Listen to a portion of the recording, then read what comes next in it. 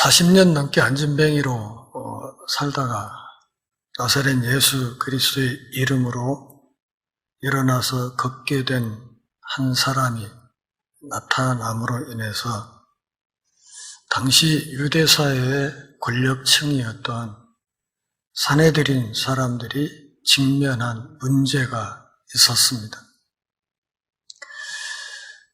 어떤 사실을 부정할 수는 없고 또 다른 한편으로 그 사실을 그냥 단순히 인정하기 시작하면 자기들의 기득권이 심각하게 타격을 입는, 그래서 이러지도 못하고 저러지도 못하는 그런 어정쩡한 상황에 처하게 됐습니다. 우리가 잘 아는 것처럼 이 안진뱅이가 사도들의 이 예수 그리스도의 이름의 권세로 일으킴을 받기 몇 달 전에 나사렛 예수가 유대사회에 많은 문제를 일으키다가 십자가의 처형을 당했던 적이 있습니다. 그들은 나사렛 예수를 나무 십자가에 매달아 죽임으로써 신명기 21장 23절에 있는 율법에 기대어서 그를 하나님의 저주받은 자로 몰아세우고, 그렇게 해서 그 하나님의 저주를 몽땅 받은 자가 어떻게 메시아일 수 있겠느냐 하는 그럴듯한 신학적인 논리를 세워서 나사렛 예수 사건에 마침표를 찍고자 했습니다. 그래서 결국은 로마의 공권력을 빌어서 나사렛 예수를 십자가에 못 박아 죽였는데, 예수가 생전에 예언했던 대로 사흘 뒤 그의 무덤이 비어 있었고, 그를 따르던 많은 사람들이 그 나사렛 예수가 부활했다는 소문을 퍼뜨리기 시작했습니다. 그가 부활했다고 소문을 퍼뜨릴 뿐만 아니라 그가 하늘로 올라갔다고, 그리고 언젠가 다시 인류를 심판하러 다시 올 것이라고 그렇게 이야기하는 사람들이 나타났습니다.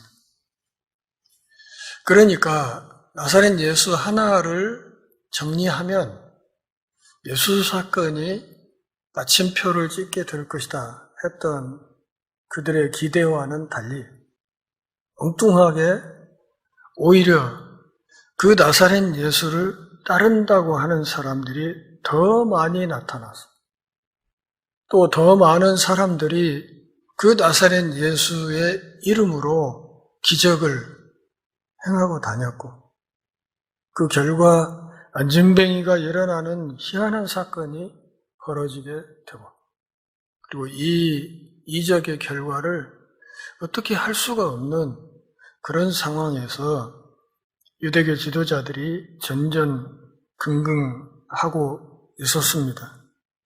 그래서 13절을 보면 이렇게 말하죠. 그들이 베드로와 요한이 담대하게 말함을 보고 그들을 본래 학문 없는 평범한 사람으로 알았다가 이상히 여기며 또 전에 예수와 함께 있던 줄도 알고. 어라? 이것들이 이 간이 배 밖으로 나왔네? 이런 거죠. 얘들이 어떻게 이렇게 통큰 짓을 할 수 있지? 우리가 감히 누구인데 우리 앞에서 저렇게 고개를 빳빳이 세우고 그렇게 우리에게 대들 수 있지? 이렇게 생각을 하고 있었고, 배운 것도 없는 평범한 사람이라고 생각을 했었는데, 그러고 나서 좀 깊이 살펴보니까 저것들이 예전에 나사렛 예수하고 함께 다녔던 사람들 아니야? 이런 생각이 슬금슬금 들기 시작했다, 그런 말입니다. 참 배우지도 못한 평범한 사람으로 생각을 했어요. 그러니까 여기 그들이 배우지 못한 평범한 사람이라 이렇게 말하는 것은 이 베드로와 요한이 철저하게 무식하다 혹은 무지하다 그런 뜻은 아닙니다. 왜냐하면 당시 유대 사회에서 일반적으로 남자들은 가장 기본적인 율법 교육은 다 받고 있었어요. 그러니까 구약에 있는 그 율법 체계를 유대교 성인 남자들은 직업에 상관없이 다 기본적으로 기본 교육은 받고 있었던 그런 상황. 그러니까 율법의 기본과 기초는 유대의 성인 남자라면 웬만큼 다 갖추고 있는 사람들이었습니다. 그러니까 신약 성경에 등장하는 사도들이 썼던 편지, 특별히 이제 오늘 본문에 등장하는 사도로는 베드로와 요한이 있지요. 그 베드로는 베드로 전후서를 썼고요. 요한은 논란이 좀 있긴 하지만 요한복음과 요한 1, 2, 3서 서신서와 또 요한계시록을 썼다 이렇게 알려져 있지요. 그러니까 이 사도들이 썼던 이 서신들의 문학적인 수준을 이렇게 잘 따져보면 이게 보통 수준이 아닙니다. 그러니까 상당한 수준의 헬라어를 이렇게 구사하는 그런 능력이 있었던 사람이에요. 글도 나름대로 상당히 체계적으로 써나간 그런 글. 요한복음을 보면 신학적으로 예수 그리스도의 삶과 사역을 어떻게 정리하고 있는지를 우리가 잘 알고 있습니다. 그들이 썼던 편지는 따뜻하기도 하고 또 어떤 의미에서는 부분 상당한 재치가 번뜩이는 그런 글들입니다. 베드로 전후서와 요한 서신들을 한번 잘 읽어보면 제가 지금 무슨 말을 하는지를 대충 알 수 있을 것입니다. 더더군다나 이 사람들은 우주 최고의 신학교에서 우주 최고의 선생한테 3년간 하나님 나라에 대해서, 복음에 대해서, 율법에 대해서 배웠던 사람들입니다. 그러니까 그들을 가르쳤던 분의 그 권위와 그분의 높은 수준과 그것도 그냥 제도권 학교에 다니면서 등교하고 수업하고 하교하고 중간에 중간고사 보고 기말고사 보고 이런 과정을 밟은 것이 아니라 3년 동안 그 선생인 예수님과 함께 먹고 살면서 합숙하면서 그렇게 교육을 받았던 사람들이라 하는 거예요. 그들은 주님과 함께 여행하고 있었고 또 틈나는 대로 그들에게 예수님이 성경을 풀어주실 때 그분의 입에서 나오는 가르침뿐만 아니라 그분의 실제적인 삶을 옆에서 지켜보고 또 그분이 행하시는 모든 이적의 현장에 동참하고 이런 과정을 통해서 그야말로 총체적인 신앙과 신학 교육을 받았던 사람들이라는 것을 알아야 된다는 말이죠. 그런데도 이 사람들이 이 베드로와 요한을 일컬어서 별로 배운 것 없는 평범한 사람 이렇게 생각을 했다는 것은 좀 다른 의미가 있지요. 어쨌든 우주 최고의 스승으로부터 하나님 나라와 생명의 복음에 관한 최고의 가르침을 3년 동안 집중적으로 받았음에도 불구하고 예수님의 제자들, 그 사람들은 이 하나님 나라의 위대한 가치에 대해서 배우는 속도가 빨랐다, 늦었다. 어느 쪽입니까? 빨랐습니까? 늦었습니까? 늦었어요. 상당히 더뎠어요. 상당히. 그래서 예수님의 삶과 사역을 계속 보면서도 뒤따라다니면서 끊임없이 하는 짓들이 뭐냐면 누가 크냐? 우리 중에 누가 크냐? 우리 12명인데 12 중에 누가 넘버1이고 누가 넘버2고 뒤따라다니면서 계속 그런 논쟁이나 하고 있었단 말이에요. 아마 베드로는 그런 논쟁이 있을 때마다 늘 노루친 막대기처럼 써먹었던 이야기가 무리를 걸었던 이야기 아닐까 생각을 해요. 너희들이 그 무리를 걸을 때 그 발의 감촉을 알아? 이러면서 나머지 길을 주겠을 것이라 저는 그렇게 생각을 하거든요. 그러면서 누가 크냐고 끊임없이 다투고 예수님이 예루살렘에 올라가서 죽어야 된다고 할 때 그분의 앞길을 막고 이런 모습. 그리고 그분이 부활했다고 하는 여자들의 증언도 처음에 안 믿었잖아요. 믿지도 않아. 여러분, 예수 그리스도의 부활 소식을 여성 제자들이 제일 먼저 전했다는 사실을 잊으면 안 됩니다. 그리고 그 여자들이 했던 그 증언을 뒤늦게 사도들이 믿은 거예요. 기독교 신앙에서 십자가의 죽음과 부활이 얼마나 중요한 교리인데 이 핵심 교리를 최초로 전달해 준 사람들이 바로 여성 제자들이었다는 사실을 이해하는 것이 참 중요합니다. 예수님의 제자들은 직접 예수님으로부터 배우면서도 그 하나님 나라의 진리를 체득해가는 속도가 주님이 기대했던 만큼 그렇게 빠르지 못했어요. 오늘 우리는 어떻습니까? 오늘 우리는 어때요? 빠릅니까? 오늘 우리 역시 예수님 당시에 제자들과 크게 다르지 않습니다. 공예배에 잘 참석하십시오 이렇게 말하면 대뜸 나오는 이야기가 뭐냐면 에이 그거 공예배 한번 참석하고 그리고 교회 밖에 나가서 사는 시간이 훨씬 많은데 그 긴 시간 동안 믿음 안에 잘 사는 것이 중요하지 그거 일주일에 몇 시간 거기 모여서 예배하는 게 그렇게 중요합니까? 이렇게 아주 신학적으로 따지면서 덤비는 사람들이 있어요. 그런데 오해하지 말아야 될 것은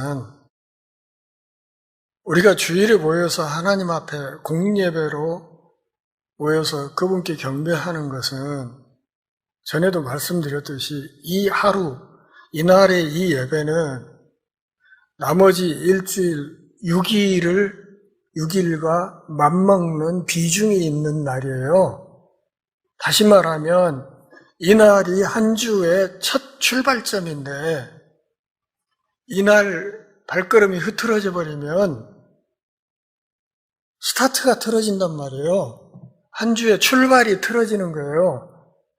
그러면 그렇게 못한 사람들이 나머지 6일을 나가서 그들 말대로 신실하게 살 것이다? 저는 그렇게 기대하지 않습니다. 어린 반푼어치도 없는 이야기다.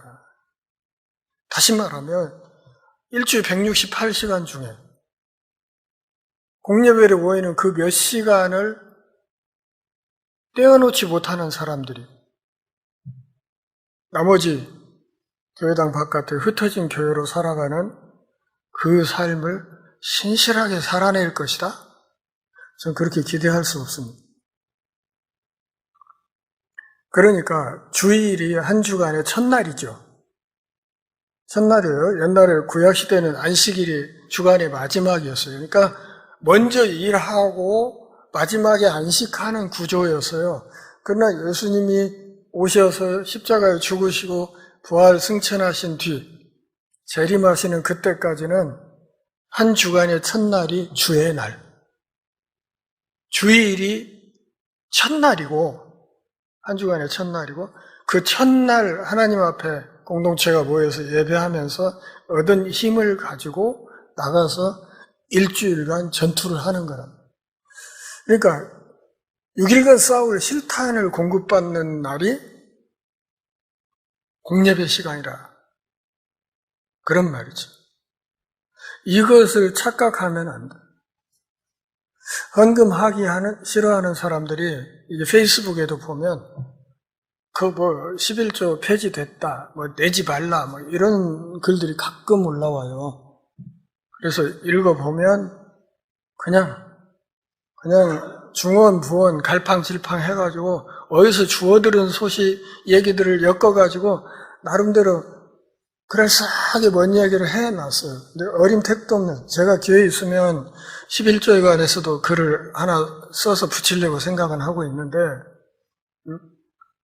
그 11조가 폐지되었다는 말이 헌금을 안 해도 된다는 말로 그렇게 이야기가 흘러가요. 그 사람들 글을 보면. 근데 천만의 말씀이에요. 그게 아니고 11조가 폐지됐다 하는 이 말은 10분의 1만 내면 되었던 구약의 그 수준 낮았던 그 낮은 수준의 기준이 사라졌다는 뜻입니다. 다시 말하면 신약시대에는 하나님이 우리에게 주신 물질 전부가 그분의 것이다. 그런 뜻이에요. 그런 뜻.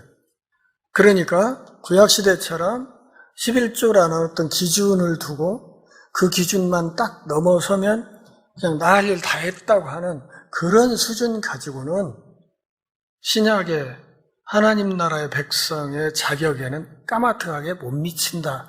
그런 뜻이죠. 그래서 그 11조가 없어졌다고 얘기를 하는 거예요. 안 해도 된다는 뜻이 아니라 수준 낮은 기준을 철폐했다는 뜻이라 그런 말이죠.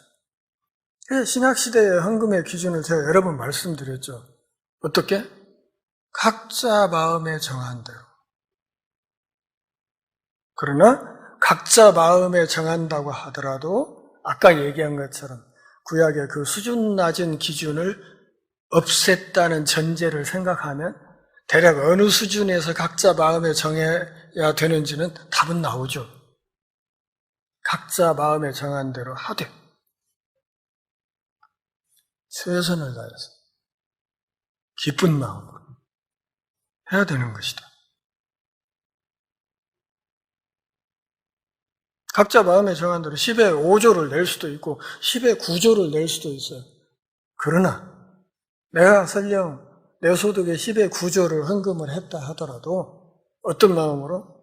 하나님 다 드려야 되는데 이렇게밖에 못 드립니다. 이런 마음으로. 그리고 드리지 않은 나머지도 주인이신 그분의 뜻에 맞게 쓰겠다는 각오와 결단을 가지고 그 물질의 청지기직임을 감당하는 그런 자세를 신약시대 백성들에게 요구하는 것이다. 그런 말이에요.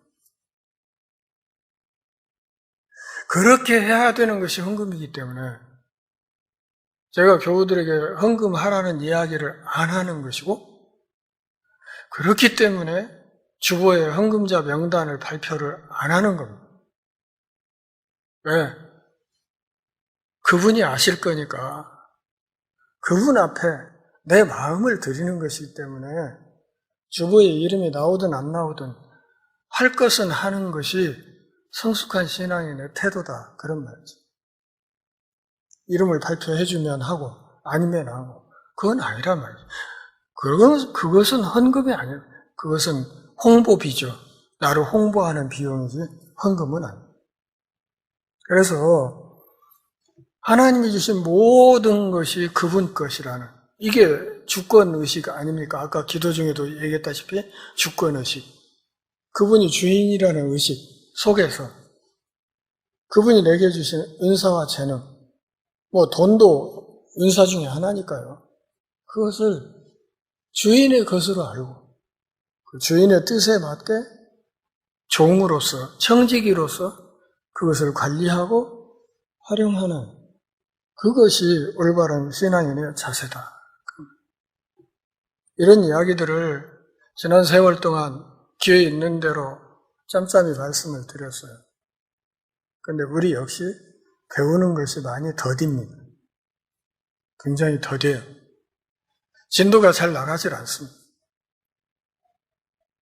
예수님 당시 제자들만 그런 것이 아니라 어쩌면 주님 다시 오시는 그날까지 시대의 흐름이 그럴 것이라고 생각이 돼요. 그래서 예수님이 종말론 강화에서 늘 했던 이야기가 내가 다시 올 때 세상에서 믿음을 보겠는가 이렇게 얘기를 했어요. 내가 올 때 세상에서 덩치 큰 교회를 보겠는가 이렇게 말한 게 아니고 내가 다시 올 때 세상에 나를 향한 오롯한 믿음을 가지고 있는 그 믿음을 내가 찾을 수 있을까? 거기에는 이 종말에 대한 예수님의 다소 회의적인 평가가 쫙 깔려 있어요. 쉽지 않을 거다. 그 속에서 정말 신실하게 믿음을 유지하고 주님의 뒤를 따라오는 사람들이 많지는 않을 거다 하는 예수님의 생각이 바닥에 쫙 깔려 있는 거예요. 그러니까 그럼에도 불구하고 그런 믿음을 보기가 쉽지 않겠다. 그 믿음이, 그 진짜 믿음이 희귀할 거다고 이야기를 했을 때 희귀한 만큼 어때요? 이 믿음이 귀한 거 아니겠냐고. 드문 만큼 귀한 거 아니에요? 귀한 거. 다이아몬드가 귀한 것은 그게 드물기 때문이란 말이에요. 그거 잘 안 변하고. 우리가 주님 앞에 드려지는 우리 각 사람이 믿음의 금강석이 되고 주님을 기쁘게 하는 믿음의 보석들이 되면 좋겠다. 그런 생각이 있습니다. 네? 우리 각 사람이 강한 믿음의 사람으로 서 있을 때 그런 사람들이 모인 공동체는 숫자가 몇이 되든지 간에 다 강한 공동체일 수밖에 없는 것입니다. 본문에서 그들이 본래 배우지 못한 사람이었다고 생각했던 것은 다른 뜻이 아니라 단지 당시의 제도권 학교였던 랍비 학교를 안 다녔다 이런 뜻입니다. 저것들 랍비 학교 몇 회 졸업생이요? 이런 거죠. 랍비 학교 다닌 거요? 랍비 학교 안 다닌 것 같은데? 쟤들 랍비 교육 안 받은 거 아니야? 졸업장 없는 거 아니야? 이런 거죠. 랍비로서 준비되는 소위 랍비의 라이선스가 없는 거 아니야? 그런데 그런 자격증도 없는 애들이 뭘 가르친다고 저렇게 따따붙다 하냐? 뭐 이런 거예요. 이런 거. 우리처럼 랍비 족보를 댈 수 있고, 그래서 랍비 학교 수료증이 있고 졸업장이 있고 그러지도 않은 것들이 뭘 율법을 어쩌고 저쩌고 하면서 따따붙다 하냐 이거죠. 랍비 학교에 가는 것은 오늘날 어떤 대학에 가고 대학 졸업장을 받고 학위를 받는 것과 똑같았습니다. 당시 유대사회에서는 랍비 교육을 받는 것이 일종의 성공을 향한 티켓 같은 거였어요. 그 과정을 밟으면 비교적 유대사회에서 순탄하게 나갈 수 있는 그런 길이었다. 그런 말. 오늘날 또 대학을 졸업하고 또 이런저런 자격시험을 합격하면 판사도 되고 또는 뭐 검사도 되고 교수도 되고 이러지 않습니까? 그랬던 것처럼 당시 사회에서는 랍비 교육을 받는 것이 랍비 학교를 다니는 그것이 유대인 남자가 사회에서 정상적으로 성공 가도를 달리는 중요한 바탕이었다는 것입니다.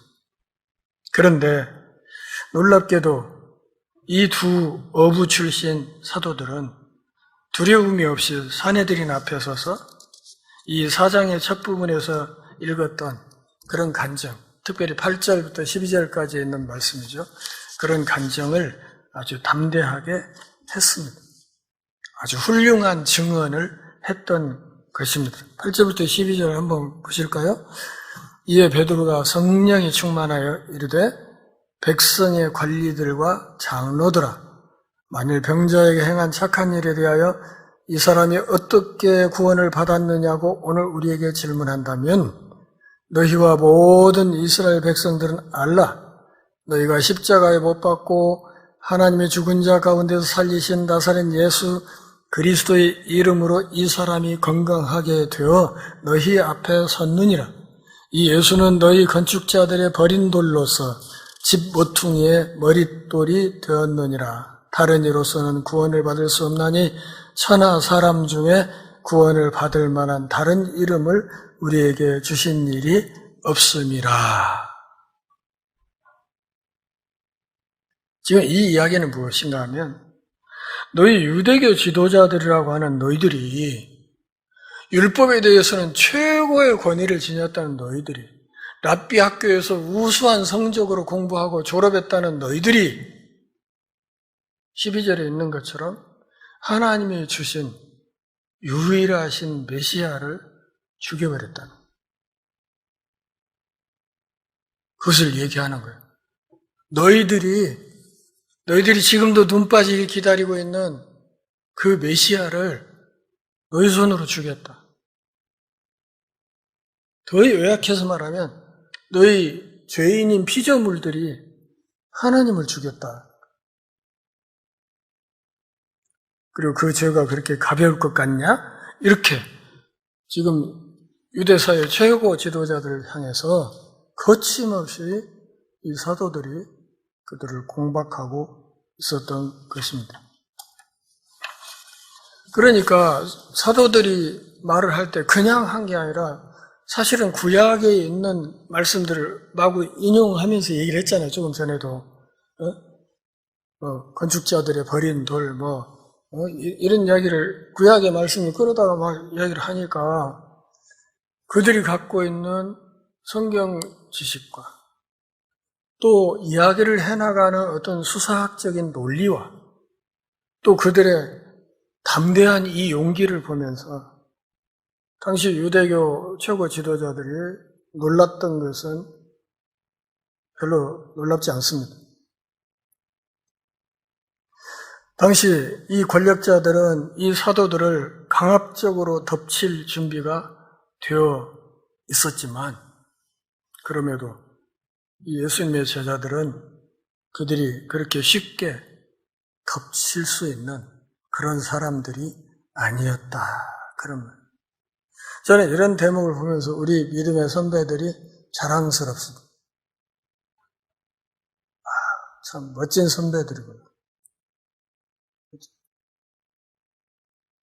제가 계속해서 말씀드렸듯이 베드로와 요한이 지금 이 사람들을 상대하면서 하는 이야기들은 목숨 걸고 하는 얘기란 말이에요. 목숨 걸고. 그러니까 자기들을 언제든 죽일 수 있는 권력을 지닌 사람들 앞에서 이런 이야기를 하는 것. 더더군다나 그들의 죄를 지적하고 그들이 무슨 짓을 했는지를 말하면서 그것을 그냥 명쾌하게 이야기를 해나가는 이것은 정말 목숨을 걸지 않으면 감당하기 어려워요. 목숨을 걸지 않으면 입도 뻥끗 할 수 없는 참으로 어려운 이야기였다는 것을 알아야 됩니다. 예수님이 산상수훈에서 얘기했듯이 너희들은 예 하니 할 것은 예, 아니요 할 것은 아니요 해야 된다. Yes be yes, no no. 긴 건 기다, 아닌 건 안기다. 이것을 명확히 하라고 예수님이 말씀하셨고 그분의 그 가르침을 따라서 사도들이 그리고 1장 8절에서 주님이 승천 전에 당부했던 대로 예루살렘과 유대와 사마리아와 땅끝까지 이르러 나의 증인이 되어달라 했던 이 당부를 성실하게 받들고 있었다는 것입니다.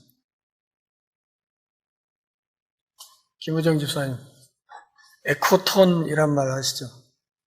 이코톤이라고도 하고 에코톤이라고, ECOTON이 에코톤이란 말이 있는데 이것은 제가 다음 시간에 다시 좀 설명을 하려고 해요. 우리 신앙의 길에서 이 이코톤이 있다. 에코톤이 있다.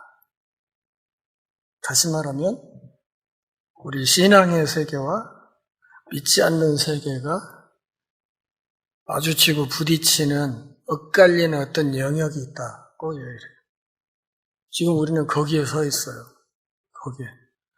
지금 사도들이 산헤드린 공회원들을 앞에 두고 이런저런 이야기를 하고 신문도 받고 또 그들을 힐난하기도 하면서 하는 이 과정이 자칫 잘못 생각하면 사도들만 당했던 어떤 상황이구나 이렇게 생각하면 우리는 이 사도행전 이 말씀을 잘못 보는 거예요.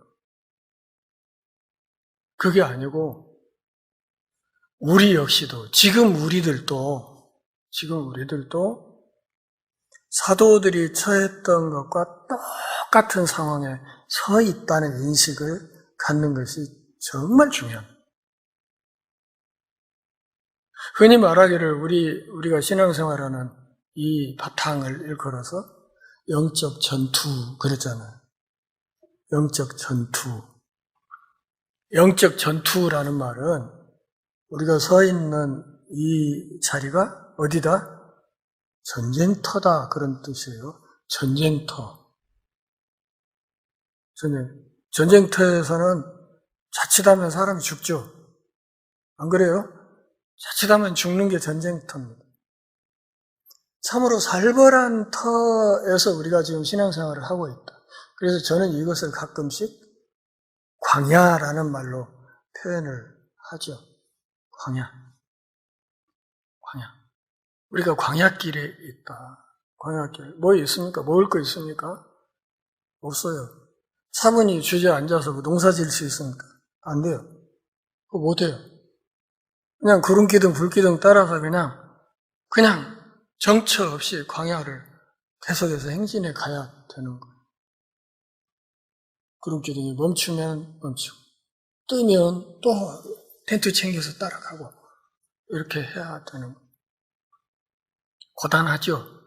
내 맘대로 못하죠. 안 그래요? 십자가의 길에 따라 나선 십자가의 용사들인 주님의 군대인 주님의 군인인 사람들이 자기 맘대로 할 수 있어요? 우리 집사님 아들 군대가 있지만 자기 맘대로 집에 올 수 있습니까? 못 와요. 아무리 오고 싶어도 못 오는 거예요. 휴가증 없으면 못 오는 거예요. 그게 군인의 삶이에요. 맘대로 못 해요. 전쟁터에 있다는 것이 그런 거예요.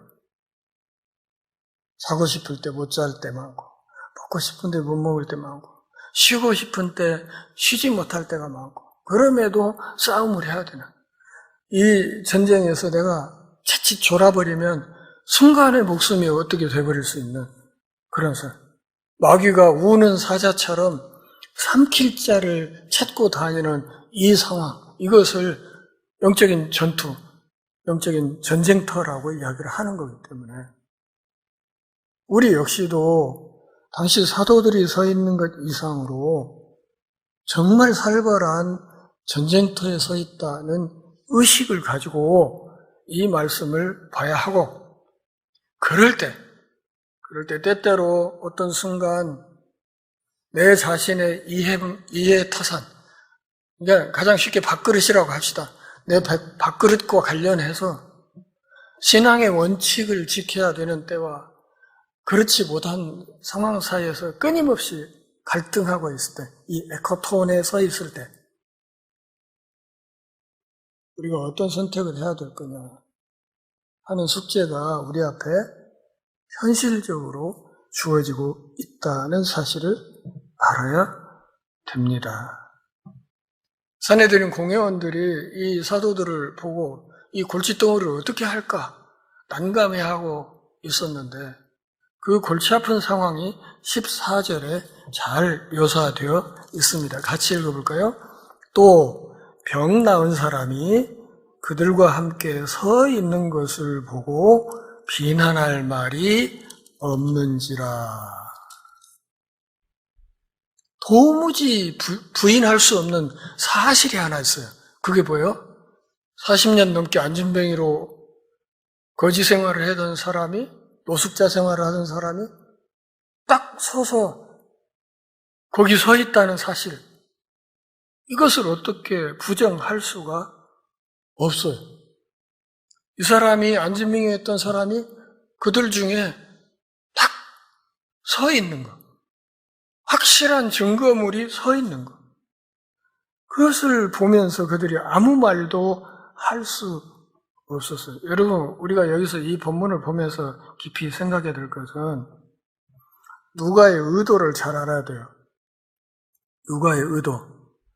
누가가 이렇게 쓸 수도 있어요. 그들은 그들과 함께 치료받은 사람을 볼 수 있었다. 이렇게 쓸 수도 있어요. 그런데 누가는 그렇게 쓰지 않고 이 의사 누가는 뭐라고 했어요? 그들 중에 서 있었다. 서 있다는 표현을 동원한 거예요. 그냥 고침 받았다가 아니라 그들 중에 이 사람이 서 있었다. 이 말은 이 고침받은 사람의 before, after를 지금 설명하는 말이에요. 예? 예전에는 주저앉아 40년 넘게 있던 사람이 지금은 서 있다. 그 얘기를 한 거예요. 확실한 기적의 결과가 그들 앞에 명확하게 있다는 사실을 말하고 있는 것입니다. 우리가 여기서 이제 한 가지, 여기 서 있다는 말이 헬라어로 히스테미라는 말인데, 보통 우리가 부활을 말할 때 헬라어로 아나스타시스라는 말을 써요. 그런데 이 아나스타시스라는 말의 기본 어근은 스타시스예요. 그러니까 스타시스라는 말은 선다, 서 있다, 서 있다. 아나스타시스는 다시 선다, 그런 뜻입니다. 송장은 어때요? 죽으면 누워있죠. 근데 그 누워있던 송장이 벌떡 일어나서면 그게 아나스타시스란 말이에요. 그래서 나사렛 예수님의 그 부활 기록에도 일어났다는 표현을 쓸 때가 많이 있어요. 일어났다. 다시 일어섰다. 섰다. 무덤에 누워있지 않고 섰다. 이렇게 이야기를 할 때가 있습니다.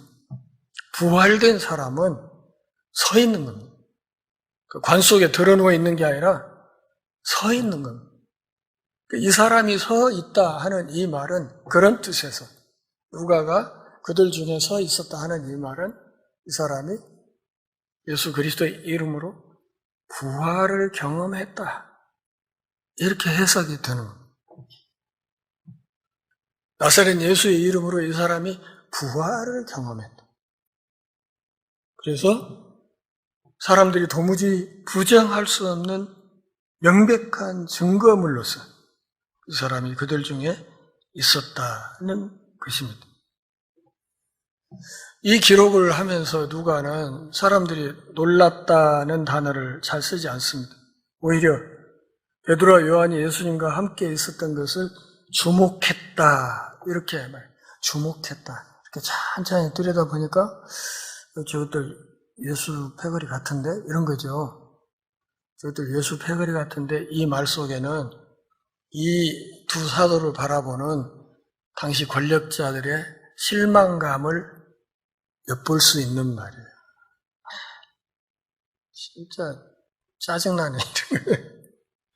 저것들 보니까 예수 패거리 같은데, 나사렛 예수도 골치 아파 죽을 뻔했는데, 죽어서 처치했다고 했는데 그 패거리들이 더 많이 나서서 저 난리냐, 이거 어쩌면 좋으냐, 뭐 이런 생각들이 사실 그들 마음속에 깔려 있는 것입니다. 이 두 사람, 옛날에 나사렛 예수와 함께 어울리던 그 사람들 아닌가? 나사렛 예수 참으로 골치 아픈 존재 아니었는가? 그 나사렛 예수도 랍비 학교 출신이 아니지 않은가? 랍비 학교도 안 나온 주제에 하나님의 율법을 제 멋대로 해석하고 그렇게 해서 사람들의 정신을 혼미케 했던 적이 있지 않은가? 그래서 우리가 그 나사렛 예수를 제거한 거 아닌가? 그런 사람들은 제거되어야 하는 거 아닌가? 그런데 이게 어떻게 돼가지고 지금 여기에 다시 그 인간처럼 행동하는 그 패거리들이 또 있단 말인가? 그럼 이제 우리는 어떻게 해야 되는가? 우리가 예수는 제거했는데 우리가 죽인 그 예수의 영향력은 여전히 우리 앞에서 지금 자리하고 있고 그 영향력이 계속해서 더 확산되어 가고 있는데 이제 우리는 이 일을 어떻게 해야 하는가? 어떻게 막아야 되는가? 그래서 그들이 생각하는 그냥 궁여지책이 무엇이라? 언론 통제다 하는 말이에요. 이 부분은 다음 주에 이어서 계속하도록 하겠습니다. 하나님 아버지, 오늘도 우리가 함께 모여서 주의 말씀을 들으며 우리 신앙의 옷깃을 다시 여밉니다. 우리 믿음의 선배들이 지녔던 그 담대한 신앙의 모습, 우리도 갖출 수 있게 도와주옵소서. 우리 후배들 앞에 우리 역시 위대한 믿음의 선배로 남게 하옵소서. 예수님의 이름으로 기도합니다. 아멘.